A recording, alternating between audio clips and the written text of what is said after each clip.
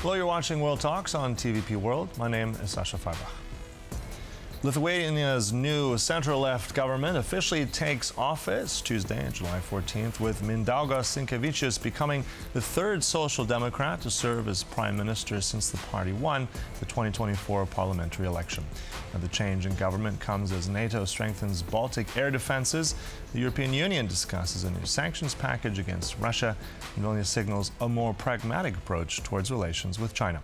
Joining us now to discuss it all further is retired Colonel Vaidotas Malinionis, founder and managing director of the National Defense Foundation. Good to have you with us.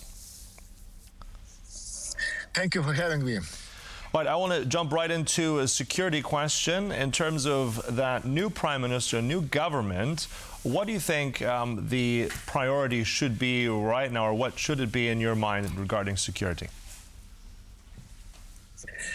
Well, you know, governments may change, and it's in democracies it happens, yes, but I wouldn't predict that any strategic direction will change because we have pretty wide consensus among major political parties about directions of our for defense.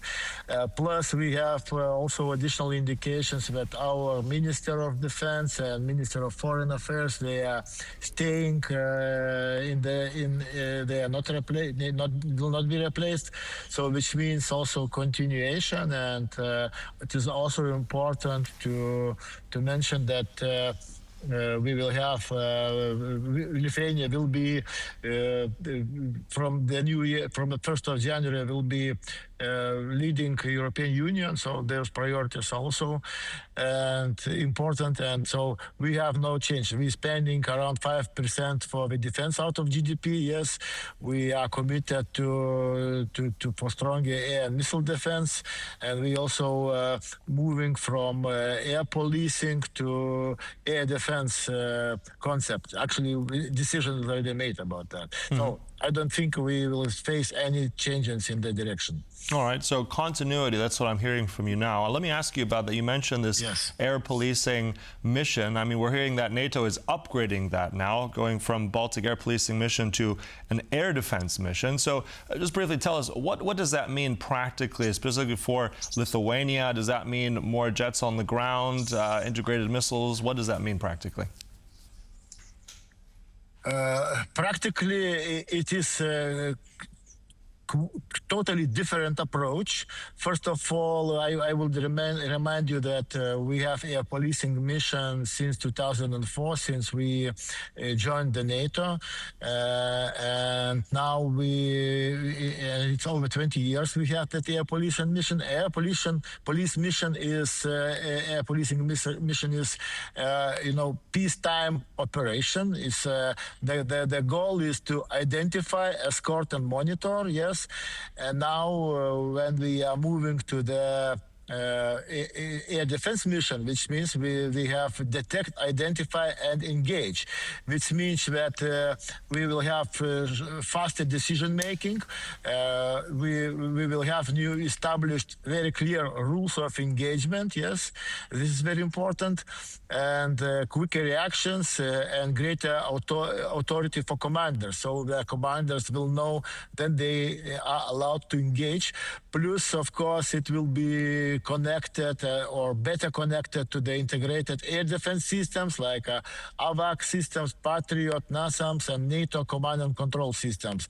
So plus air defense also includes much wider use of not only aircraft but also other systems on the according to the plans. But so this is already defensive portion, not air policing mission. Is totally different approach.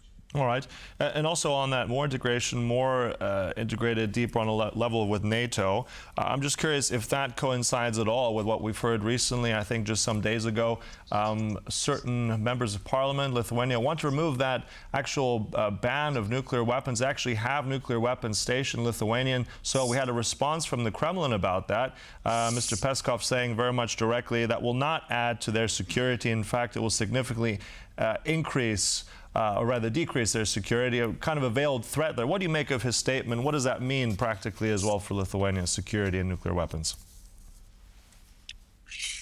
Well, I also should mention that Lithuania and NATO never threatens neighbors with the usage of nuclear weapons, contrary to what Russia's propaganda and Russia is doing constantly. Yes, it's serious.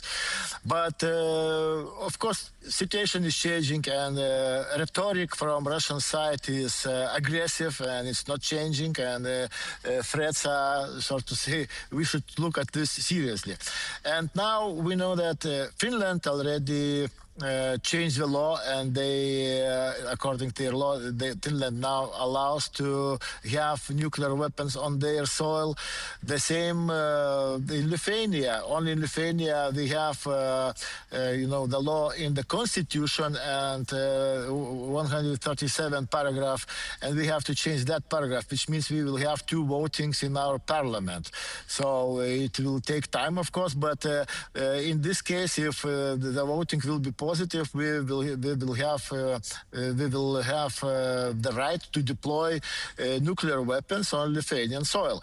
And also, this goes very well along with what France is offering for the Europe. President Macron, he offered additional layer of nuclear deterrence, and we know already that in Poland is also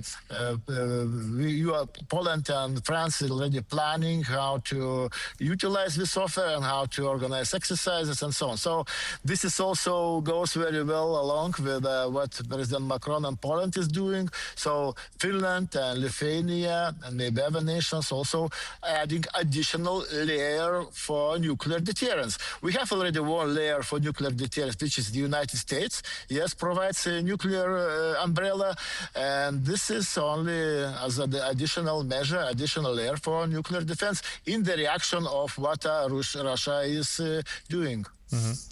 And speaking of deterrence, if I can ask you, and we have some exclusive breaking news that was given to TVP World just earlier today on Tuesday about Ursula von der Leyen's trip, head of the Commission, going to Kyiv. Part of that is also a deal in the offing, $2 billion in terms of deeper integration for defense partnership with the EU and Ukraine. So what does that, how significant do you think, I mean, we don't have all the details, but just from that statement, also what we heard from the Coalition of the Willing, these two things combined, how much does that help Ukraine realistically right now?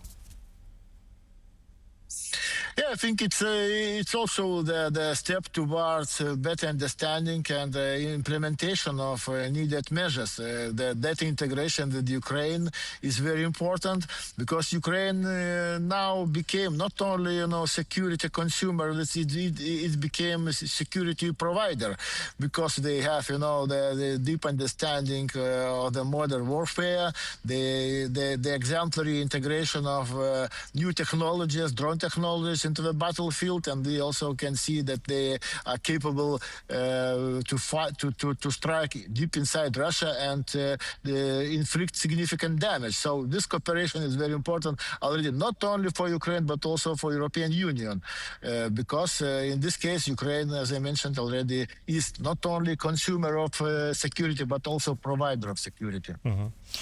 Also on the security, but leveling it out a bit further, stepping away more into the bigger picture, also China, relations between China and Lithuania are supposed to be rather different, according to the new Prime Minister, maybe having a different kind of relationship. That was already a little bit sore because of how the relationships between Taiwan and Lithuania, and in fact, I think it's only in Lithuania itself where this bureau, this was not the Taipei office, but Taiwan representation office.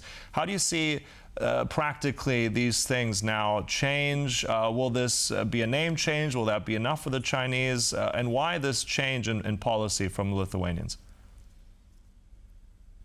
Yes, we have political discussions, yes, that we should establish better relations with China. We have some political, opinions and pressure. But what I can say that China is directly involved in supporting Russia, against Ukraine and against the West.